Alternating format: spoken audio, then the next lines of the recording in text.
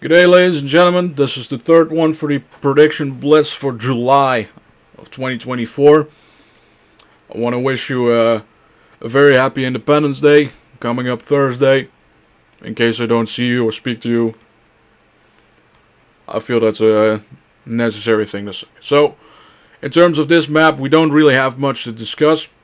Delaware is going safe for Bethany Hall, who is the lieutenant governor right now. Braun is winning by about 15 points in Indiana. We have John Forte in Montana. He's easily winning by 25. We have North Dakota. Kelly Armstrong wins by giant margin. He's winning in the polling by about 40 points right now. And there's an independent candidate that is taking away votes from the Democratic Party. So that's a pretty easy victory. That's going to be the widest one in the entire country, I suppose, in terms of governor's elections. Spencer Cox won the primary. I supported Lyman, but whatever. Cox is going to win by about 30 points. Then we have Phil Scott in Vermont. He's winning by 40. And in West Virginia, Joe Manchin is not running for the governorship. So that is going to be a safe Republican flip. Safe victory. While James Justice is basically a Democrat, so may as well consider it a flip. Patrick Morrissey wins by about 16 points. So, as you know, I have not discussed New Hampshire, not North Carolina neither, and I didn't discuss Washington yet.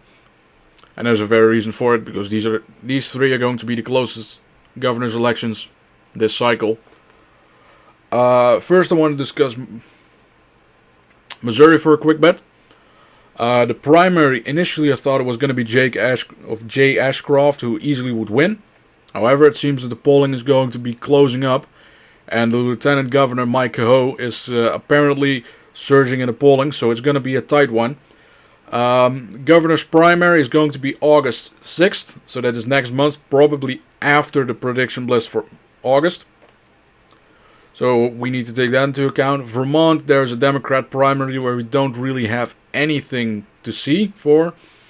And there is a progressive candidate, but that takes away votes from the Democratic Party. So Phil Scott, easy victory.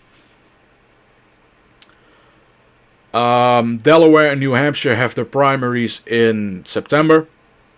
So there's not much to discuss for right now.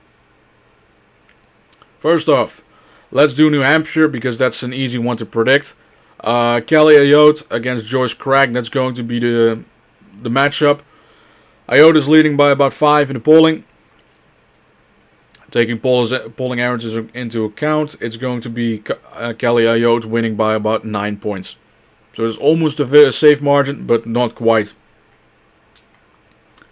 Next state to discuss, we're going to do North Carolina. So in the polling aggregate, it's tied 42.7 to 42.5 in favor of Josh Stein. However, Republicans are underestimated by 3.5 points in the state of North Carolina.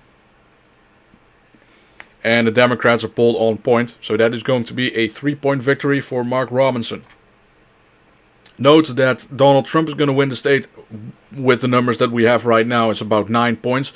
So Robinson is underperforming Donald Trump by about 5 points. So this is going to be one of those cases where if Robinson wins election, he's going to struggle to get reelected in 4 years down the line. Because he definitely benefits from the Trump turnout bump. The turnout surge for Republicans because of Donald Trump being on the ballot. The last state, Washington. Well, it's pretty much guaranteed it's going to be David Reichert as a Republican against Robert Ferguson, the Democrat. Reichert, former congressman in the 8th Congressional District, so that's the one that's currently being represented by Kim Schreier. And the Attorney General for the state of Washington. Ferguson is very unpopular because, he's allowing communists to rant and rave throughout the entirety of the state. He didn't do anything against the riots in Seattle, the autonomous zones or occupation protests. He didn't do anything against them, so very unpopular in the state. At the moment, Ferguson is winning in the polling aggregate by 2. However, this is another state where Republicans are significantly underestimated, and most of the undecideds go for the Republicans. So, adjusting for the polling mistakes in the state of Washington, it is actually 45-44 for Reichert. So that's a Republican +1. Washington is going to be the closest governor's election in the state, or in the United States, as of right now. Subject to change, depending on what the polling is going to do. Is there anything else to discuss? I don't think so. No. Pretty much all polling has been done. Or all the primaries for the governor's elections. We don't really need to do anything else, I think. So, there you go. Thank you kindly for watching. See you next time. House election coming up.